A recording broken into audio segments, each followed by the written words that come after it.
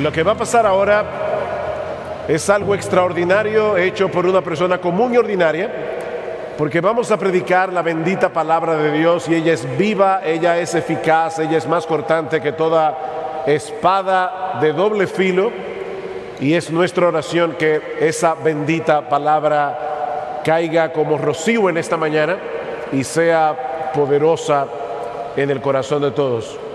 Vamos a orar brevemente y vamos a luego ir a Colosenses capítulo 1, versículos 21 al 23. Oremos. Soberano Señor, tú eres el Dios que hizo los cielos y la tierra, como cantábamos esta mañana. Tú eres digno de ser adorado, tú eres digno de ser exaltado, tú eres digno de ser creído, amado, servido, proclamado. Señor, nosotros sabemos que tú obras por tu palabra y te haces presente por medio de tu palabra. Bendícenos ahora, Señor. Te necesitamos para predicar y te necesitamos para escuchar. Oh, siembra tu palabra en nuestro corazón, porque te lo pedimos en el precioso nombre de Cristo. Amén y amén.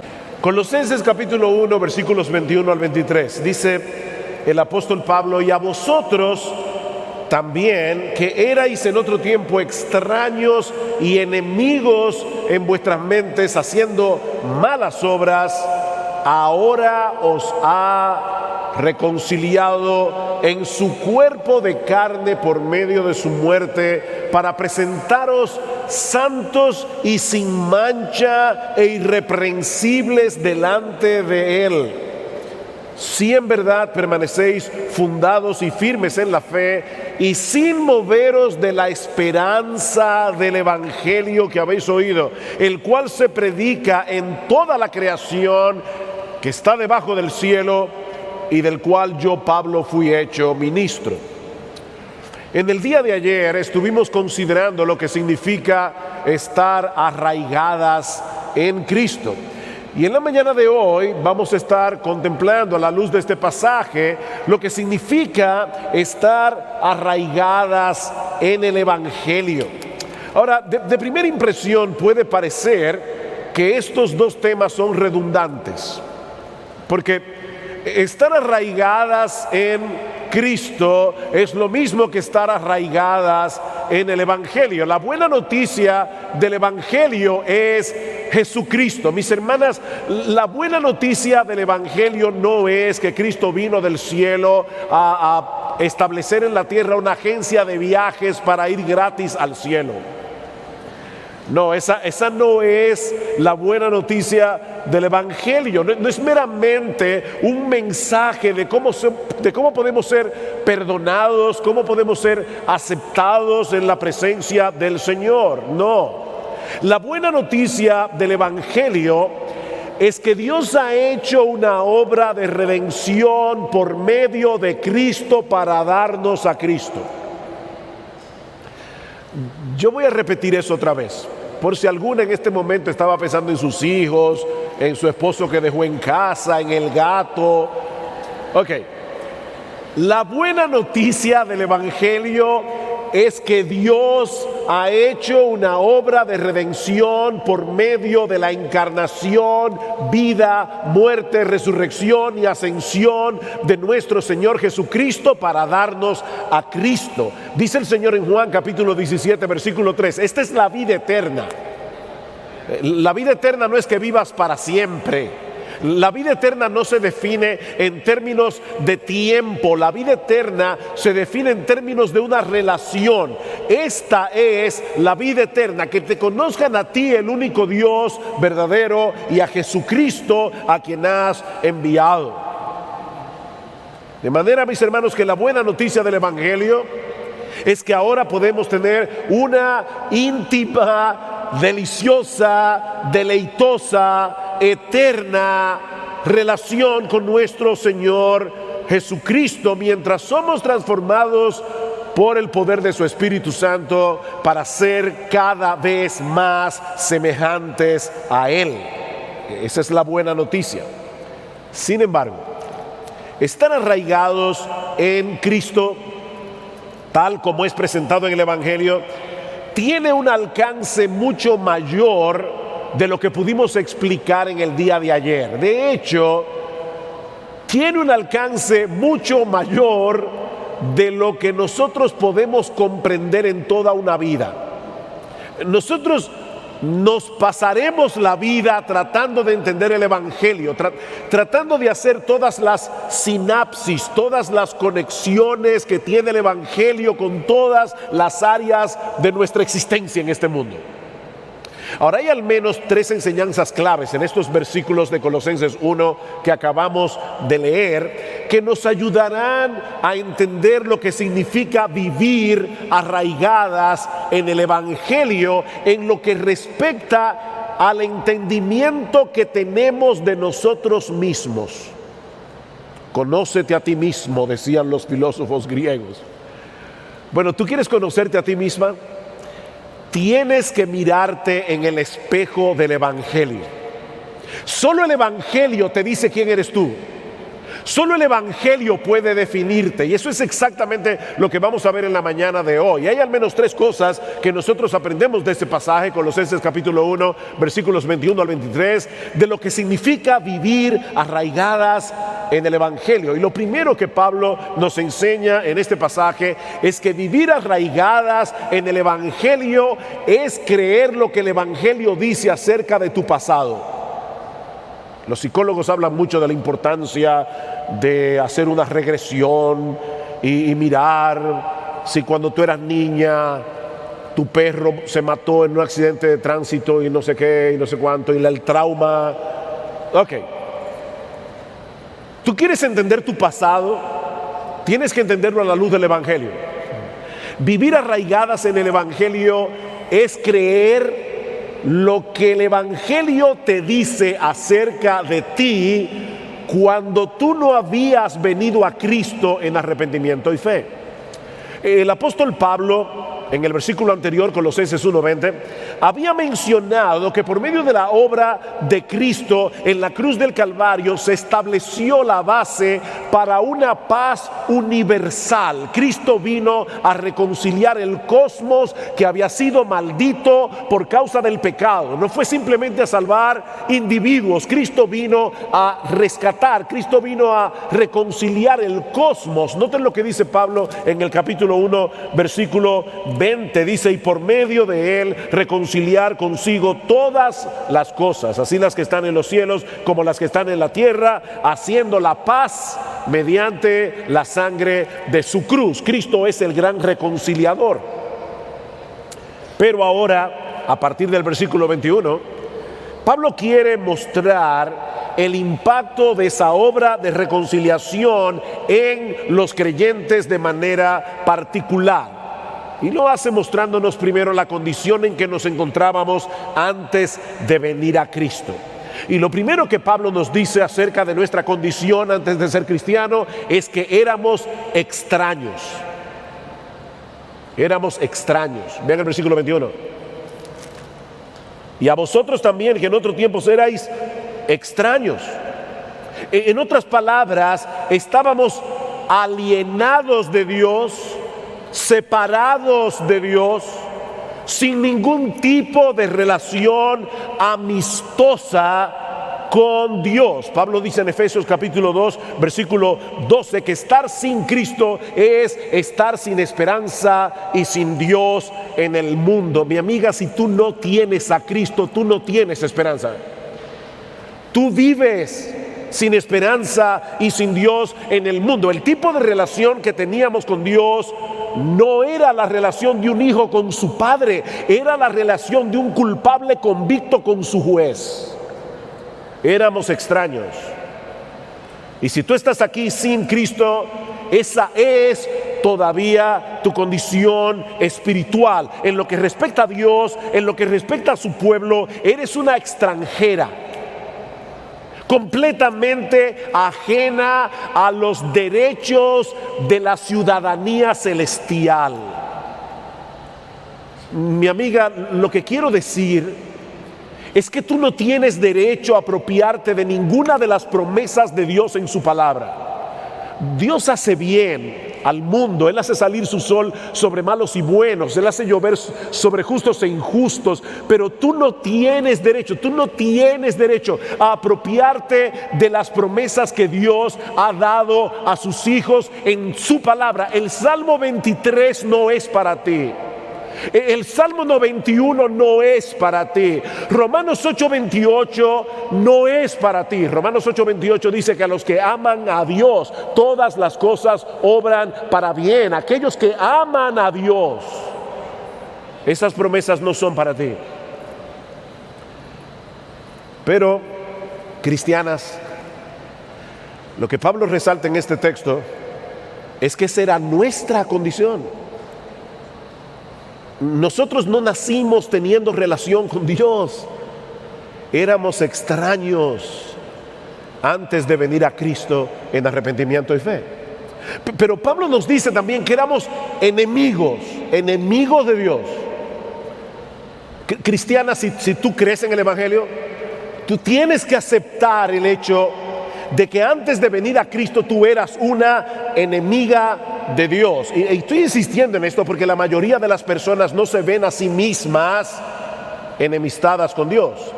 Porque esta hostilidad suele disfrazarse muchas veces de fervor religioso.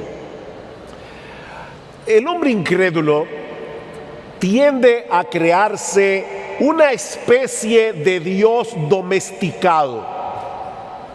Un Dios que se acomode a su estilo de vida. Un ser supremo y poderoso al que pueda acudir en tiempos de necesidad. Una especie de psiquiatra todopoderoso y genio de la lámpara de Aladino, todo en uno. Pero no un Dios que te confronte y te condene por tu pecado. No, ese no es el Dios que yo quiero. Y como la mayoría de las personas no tienen problemas con esa deidad que ellos han fabricado en su imaginación, ellos no pueden aceptar que sean enemigos de Dios. ¿Ven el punto? No, yo amo a Dios, pero ¿a cuál Dios? Porque Pablo no está hablando aquí de un Dios imaginario. Pablo está hablando aquí del único Dios vivo y verdadero que se revela en la Biblia. Un Dios que solo trata con el hombre a través de un mediador, nuestro bendito Señor y Salvador Jesucristo. Es de ese Dios que estamos hablando.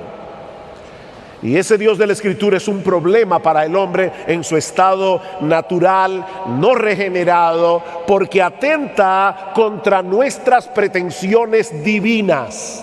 Tú y yo queremos ser Dios. Si nosotros pudiéramos cambiar la oración del Padre Nuestro, diríamos: porque nuestro es el reino, el poder y la gloria por los siglos. Amén. Queremos controlarlo todo.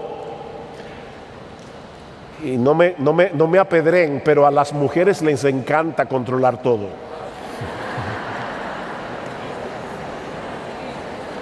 Bueno, esa era tu condición y la mía también. Antes de venir a Cristo, éramos extraños, éramos enemigos. Y Pablo dice, versículo 21, haciendo malas obras. Esa hostilidad contra Dios producía una vida de rebeldía y desobediencia. Y déjenme decirles algo, mis queridas hermanas. No hay que ser un asesino, no hay que ser una adúltera, no hay que ser una ladrona para estar en esta condición, para caer en esta categoría. No. Un montón de personas decentes están incluidas aquí, porque todo aquello que no se hace para la gloria de Dios, según el parámetro de su voluntad, es una mala obra en el más preciso sentido de ese término. El bien que tú haces que no es para la gloria de Dios es una mala obra. Es una mala obra. Mis hermanas, el más grande pecado del hombre es violar el más grande de los mandamientos. ¿Y cuál es el más grande de los mandamientos? Amarás al Señor tu Dios con toda tu alma, con toda tu mente, con todas tus fuerzas. Y eso no lo obedece nadie ni por un segundo. Y el otro es amarás a tu prójimo como a ti misma. Hacemos malas obras, vivimos para nosotros mismos, vivimos para nuestra propia gloria, vivimos para nuestro propio placer. Bueno, mis hermanas, vivir arraigadas en el Evangelio es aceptar como buena y válida esta descripción de Pablo acerca de nuestra condición antes de venir a Cristo. En otras palabras, mis hermanas amadas, lo que Pablo está diciendo en este texto es que tú y yo éramos 1000 veces peores de lo que tú crees. Tú eras 1000 veces peor de lo que crees. Oye, me trajeron a este hombre de República Dominicana para afectar mi autoestima.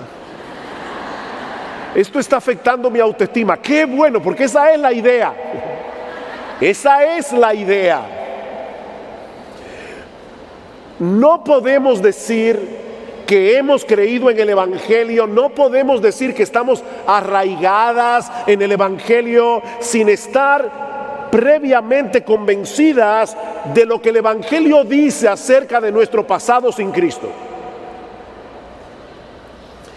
Lo sorprendente es que muchos de nosotros, ahora que somos creyentes, actuamos y reaccionamos como si nunca hubiéramos estado en esa condición.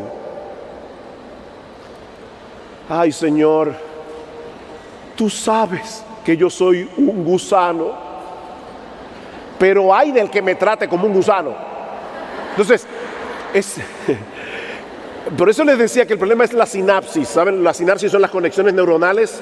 Nosotros no conectamos los puntos de lo que decimos creer con la forma como reaccionamos. Es por eso que nos ofendemos tan fácilmente. Es por eso que se nos hace tan difícil perdonar. Es por eso que tenemos tanto problema con la amargura. Es por eso que tenemos tanto problemas con el descontento. Porque en el fondo de nuestro corazón, tú y yo creemos merecer más. Y eso es contrario al Evangelio.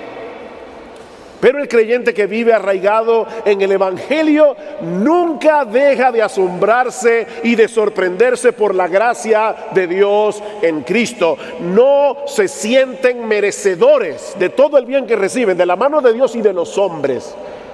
Por eso los que viven arraigados en el Evangelio son personas agradecidas.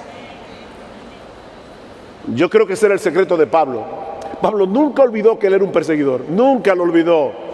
Lo dice varias veces en varias de sus cartas: yo soy un abortivo, yo soy menos que el más pequeño de todos los santos, porque yo perseguí a la iglesia de Jesucristo. Pablo vivía sobrecogido por el Evangelio. Pablo no podía entender cómo Jesús pensó en él para hacerlo uno de sus apóstoles. Ahora, mis hermanas, esa terrible condición que Pablo describe aquí no tiene como propósito aplastarte bajo el peso de tu miseria anterior. No es resaltar la gran obra de reconciliación que Dios llevó a cabo a través de la encarnación, muerte, resurrección y ascensión de nuestro bendito Señor y Salvador Jesucristo. Ese es el propósito. ¿Han visto esos anuncios? Aquí estoy yo con qué sé yo cuántos kilos de más y aquí estoy yo con tantos kilos de menos. Ahora que hice el tratamiento en el gimnasio no sé cuánto. Bueno, lo que Pablo está haciendo aquí es presentándonos las dos fotografías. Esto es lo que tú eras sin Cristo. Veamos ahora lo que tú eres en Cristo. Vivir arraigadas en el Evangelio es creer lo que el Evangelio dice acerca de nuestro presente en Cristo. Vivir arraigadas en el Evangelio es creer lo que el Evangelio dice acerca de nuestro presente en Cristo. Vean el versículo 21 otra vez. Y a vosotros también, que erais en otro tiempo extraños y enemigos en vuestras mentes, haciendo malas obras, ahora os ha reconciliado. Wow, gloria al Señor. Ahora os ha reconciliado en su cuerpo de carne por medio de su muerte. Necesitábamos ser reconciliados con Dios. Pero ese cambio de relación no era nada sencillo. Por un lado, la justicia perfecta de Dios tenía que ser satisfecha, y por el otro, tú y yo teníamos que ser transformados. Nuestra disposición de corazón hacia Dios tenía que ser cambiada de hostilidad a admiración, de rebeldía a sumisión, de enemistad en amor. Dios tenía que cambiar nuestro corazón de piedra y transformarlo en un corazón de carne.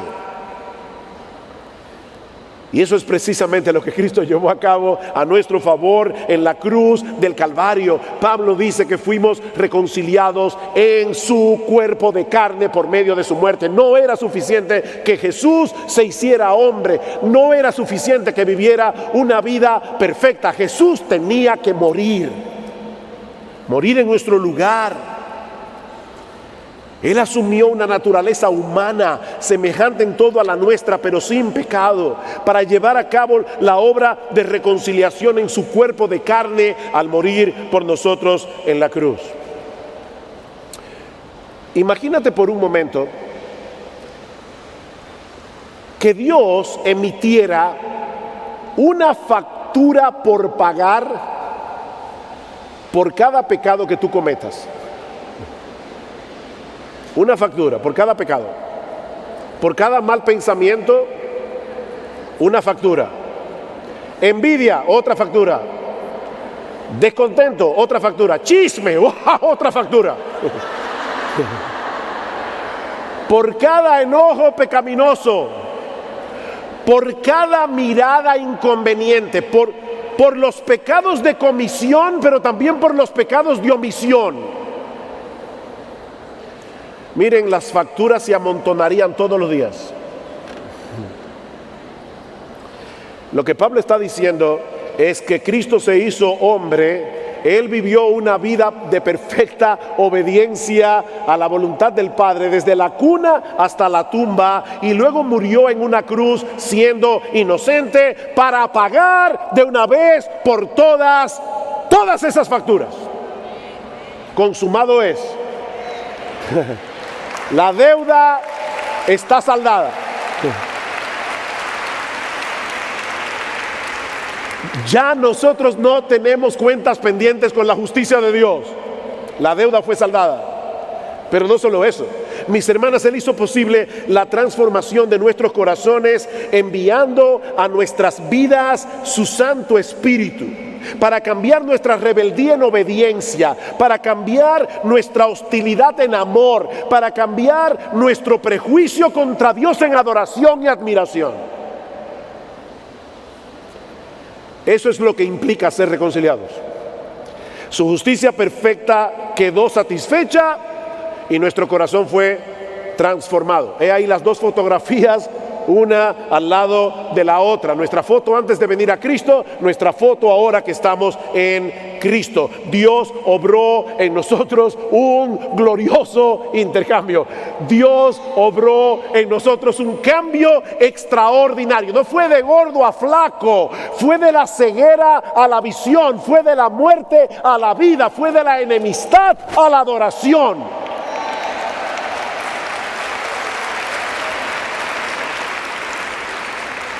Vivir arraigadas en el Evangelio, mis amadas, mis queridas hermanas aquí en México, vivir arraigadas en el Evangelio es vivir con la conciencia de que ya Dios hizo eso, solo por gracia, solo por Cristo, solo por medio de la fe. Es aceptar el testimonio de la Biblia de que ya no hay condenación para aquellos que están en Cristo Jesús. Porque a Dios te ve ahora a través de la justicia perfecta de su Hijo. Sí debemos querer agradar a Dios, pero no para ganarnos su favor con nuestra obediencia, sino con la gratitud de saber que ya fuimos favorecidos por la obediencia y por la obra redentora de Él. Vivir arraigadas en el Evangelio es lo único que puede librar al creyente de dos peligros mortales, de la vida cristiana: el legalismo y la mundanalidad. El legalismo y la mundanalidad. Y déjenme decirles algo, mis hermanas, lamentablemente en América Latina el legalismo es un cáncer. Saber que fuimos perdonados y reconciliados con Dios por causa de Cristo nos libra de querer ganarnos su favor, de querer ganarnos su bendición a través de nuestro desempeño, a través de nuestras buenas obras, a través de nuestra obediencia. Eso es legalismo. Pero nos libra también de tomar el pecado a la ligera, al entender lo que Él hizo para librarnos de la condenación y de la esclavitud del pecado, la mundanalidad. Mira, mi hermana, déjame decirte algo muy importante en esta mañana. Aquí hay más de 6,000 mujeres, miles nos están viendo por la internet. Yo no sé cuál fue tu estilo de vida antes de venir a Cristo en arrepentimiento y fe, pero déjame decirte algo: tus antiguos pecados, por horribles que hayan sido, ya no te definen. Lo que te define es tu nueva identidad en Cristo.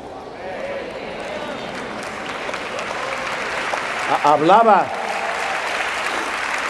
esto es tan increíble. Yo hablaba hace unos años con una joven que había sido lesbiana, y en un momento de la conversación ella se refirió a sí misma con esa antigua identidad.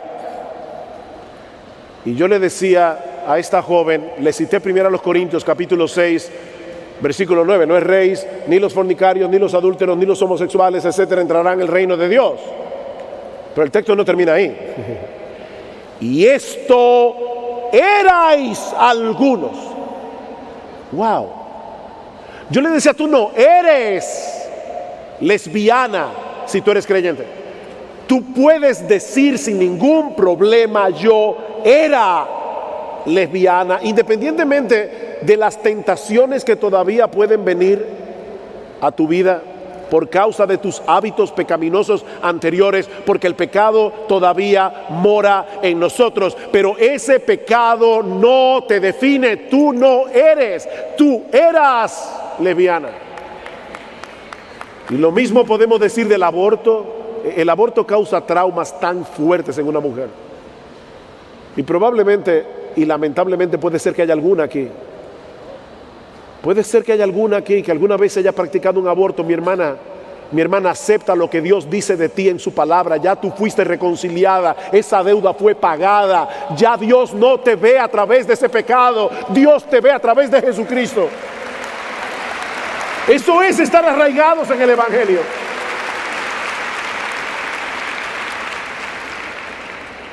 Pero también aprendemos de nuestro texto que vivir arraigados en el Evangelio no es solo creer lo que Dios dice acerca de tu pasado sin Cristo, no es solo creer lo que Dios dice acerca de tu presente en Cristo, sino también lo que Dios dice acerca de tu futuro por causa de Cristo.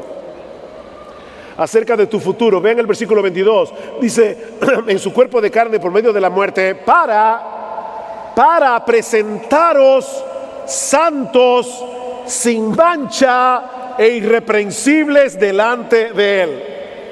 Wow, he ahí el propósito final de la obra de reconciliación que Cristo llevó a cabo en la cruz del Calvario a nuestro favor: presentarnos delante de Dios santos, sin mancha e irreprensibles. Cuando nos toque comparecer delante de Dios en su tribunal, podremos hacerlo con confianza, porque estaremos en la misma condición moral y judicial de nuestro bendito Señor y Salvador Jesucristo. Eso es lo que significa ser reconciliados y justificados.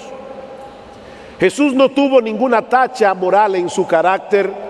Jesús no tuvo ningún defecto. Durante su vida terrenal fue absolutamente irreprensible. Nadie pudo levantar su mano contra Él para decir ninguna acusación que fuera veraz. Lo glorioso del Evangelio es que ahora nuestra vida está escondida en Cristo, dice Pablo en Colosenses capítulo 3. Ya Dios no te ve a ti, porque ya tu vida está escondida en Él. Dios ve a Cristo y te ve a ti a través de Él. Estamos unidos a Él por la fe, de manera que judicialmente hablando ya somos santos, sin manchas e irreprensibles. Judicialmente hablando. Es a eso que la Biblia llama justificación. Al que no conoció pecado, por nosotros Dios lo hizo pecado para que nosotros fuésemos hechos, oye esta frase mi hermana, justicia de Dios en Él. Tú y yo tenemos en nuestra cuenta nada más y nada menos que la justicia perfecta de Dios, porque estamos en Cristo. Increíble, o mejor dicho, creíble pero sorprendente. Y a partir del momento en que somos justificados, se inicia también un proceso progresivo a través del cual somos santificados. Todo el que ha sido justificado está siendo santificado. Y ser santificado no es otra cosa que ser llevado gradualmente a parecernos cada vez más a nuestro Señor Jesucristo. Recuerden el texto que citamos ayer, 2 Corintios capítulo 3, versículo 18. Contemplando nosotros todos a cara descubierta como en un espejo la gloria del Señor, somos transformados de gloria en la misma imagen como por el Espíritu del Señor. Pero esa obra será completada cuando estemos en la presencia de nuestro Dios en cuerpos glorificados. Seremos santos, sin mancha e irreprensibles delante de Dios. Algún día, mi amada hermana, tú que estás igual que yo, igual que todos aquí, luchando con tu pecado remanente, el pecado que todavía mora en ti, algún día, mi hermana, experimentaremos tal transformación que cada célula cancerosa del pecado será eliminada de nuestros cuerpos para siempre. Para siempre. Seremos semejantes a Él porque le veremos tal como Él es. Dios transformará el cuerpo de la humillación nuestra para que sea semejante al cuerpo de la gloria suya cuando Jesucristo regrese en gloria. Ese es nuestro futuro. Eso es lo que la Biblia dice de nuestro futuro. Seremos presentados delante de Él sin mancha, con alegría, dice Judas. Judas, no el traidor. Ahora, nuestro texto termina con una nota de cautela que puede perturbar a algunas. Dice en el versículo 23, si en verdad permanecéis fundados y firmes en la fe y sin moveros de la esperanza del evangelio que habéis oído, el cual se predica en toda la creación que está debajo del cielo, del cual yo, Pablo, fui hecho ministro. Déjame ponerlo de esta manera. Lo que Pablo está diciendo aquí no es que un verdadero creyente puede perder su salvación. Lo que Pablo está diciendo es que la perseverancia en el evangelio es la marca distintiva de aquellos que ya fueron salvados. Mis hermanas, la fe que salva persevera. Y esa fe es un regalo de Dios. La fe que Dios da persevera. Si no persevera es porque nunca fue salvo. Yo conozco muchas personas que dicen, yo era cristiano, pero ahora estoy descarriado. Bueno, si tú no vuelves al Señor, es que nunca estuviste en el carril. No importa si tú fuiste miembro de una iglesia, no importa si tú hiciste obras increíbles cuando estabas en la iglesia. No todo el que me dice Señor, Señor entrará en el reino de los cielos, sino el que hace la voluntad de mi Padre que está en los cielos. Muchos me dirán en aquel día, Señor, Señor, en tu nombre no hicimos milagros, en tu nombre no profetizamos, en tu nombre no echamos fuera demonios. Y entonces les declararé, escuchen mis hermanas, yo nunca os conocí. Ni siquiera cuando ustedes estaban profetizando, haciendo milagros y sacando demonios. Yo nunca los conocí, ustedes nunca fueron míos. Salieron de nosotros, pero no eran de nosotros. porque si hubiesen sido de nosotros, habrían permanecido con nosotros. Primera de Juan, capítulo 2, versículo 19. Pero salieron de nosotros para que se manifestara que no todos son de nosotros. Salieron de nosotros porque no eran de nosotros.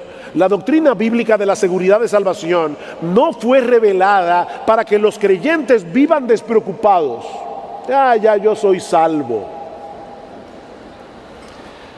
No, es para que pongan todo empeño en mantenerse edificando sobre ese fundamento en el que están parados. Vive tu vida aquí ahora con los ojos puestos en la gloria que nos espera cuando estemos finalmente en la presencia de Dios. Porque solo a través de esa esperanza podremos mantenernos en la carrera. Esto está duro, está difícil. A veces la lucha con el pecado se vuelve agónica, pero yo sé que hay una luz brillante al final de este túnel. Yo seré glorificado. Yo seré presentado sin mancha e irreprensible, santo delante de Dios, por causa de la obra de Cristo. Imagínate, y ya con esto concluyo. Imagínate que un día llegara a tu casa paterna. En mi casa iba mucha gente a comer. Yo recuerdo cuando era muchacho, siempre se hacía comida de más. Bueno, imagínate que llegara a tu casa paterna una persona completamente extraña, totalmente desconocida para todos los miembros de la familia. Y en un tono bien confianzudo pregunta: ¿y qué hay de comer hoy? Porque yo vine a compartir con ustedes este tiempo de almuerzo. ¿Cómo reaccionarían tus padres? Bueno, probablemente, por más hospitalario que sean, es muy probable que le digan a este individuo: mi amigo, no sabemos quién eres tú, no te conocemos, así que por favor, sal de esta casa inmediatamente. Ahora, ¿tú crees que haría alguna diferencia si esa persona llegara a tu casa contigo y tú se lo presentas a tus padres como un buen amigo y le dices: papi, mami, invité a mi amigo a que se siente a la mesa a comer con nosotros hoy? ¿Haría alguna diferencia? Yo creo que sí. Oh, gloria al Señor. Cuando nosotros lleguemos al cielo, Jesucristo estará con su mano sobre nuestros hombros diciendo: Padre, este es mi amigo. Este es mi amigo. Y Él vino a compartir la cena de la boda del Cordero, porque yo morí por Él. Mira aquí, Padre, las marcas de la reconciliación. Yo pagué todas sus facturas. Yo pagué todas sus facturas, Padre. Oh, mis hermanas y amigas que están aquí en esta mañana, cuando lleguemos a la presencia de Dios, la única manera en que podremos ser aceptados allí es entrar de la mano con Jesús, es ser presentados ante el Padre como uno de los suyos. De lo contrario, no seremos admitidos.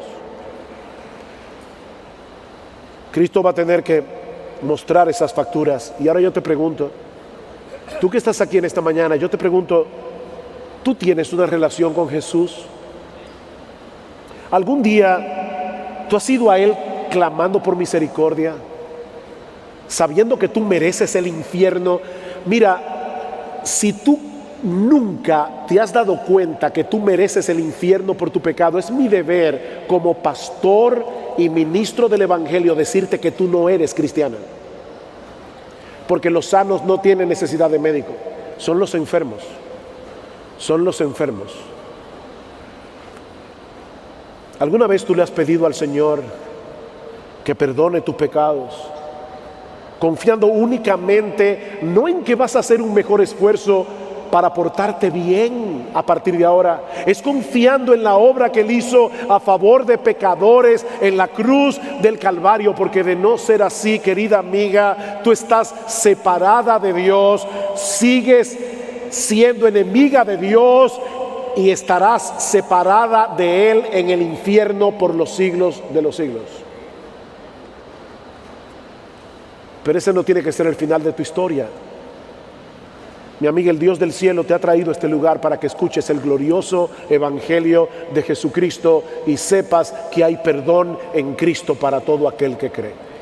No importa lo que hayas hecho, hay perdón en Cristo.